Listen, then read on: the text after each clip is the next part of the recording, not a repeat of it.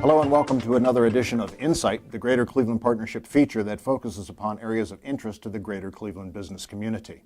I'm Steve Lutner, and joining me today is Nick Gattozzi, Vice President of Advocacy for the Greater Cleveland Partnership. Hi, Nick. Hi, Steve.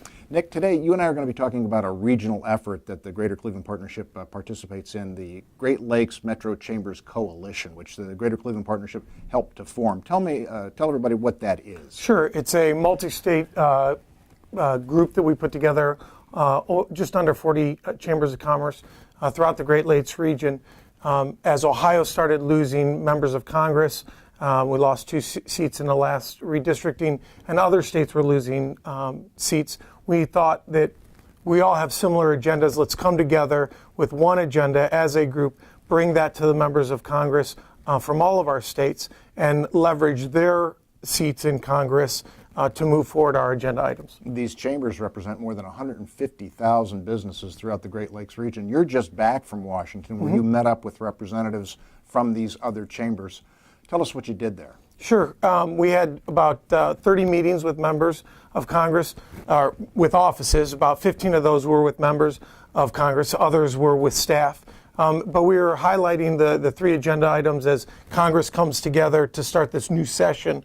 We wanted to make sure that we were planting our flag on some of these important issues like immigration, like transportation and infrastructure, like energy. So, Nick, let's take these topics one by one. Let's talk first about immigration. What's the common focus there from the coalition? Sure. On the immigration front, it's high-skilled immigration, the H-1B visas, and we'd like to see that the cap be raised.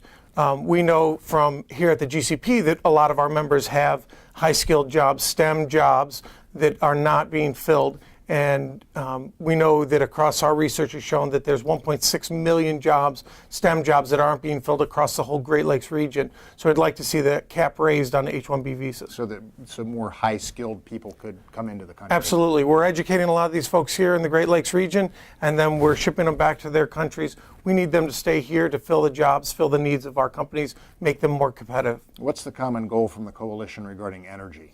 Sure. We went in, we talked about baseload energy and the fact that we're a manufacturing economy, so you have to have a consistent power source, power generation. You get that from coal, you get that from natural gas, you get it from nuclear power. The fact of the matter is you can't run a manufacturing economy on solar cells and windmills.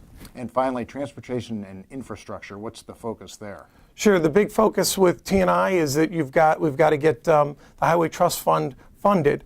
We know that it's coming up short, and our ask was for a sustainable solution that will fund the Highway Trust Fund for the years to come.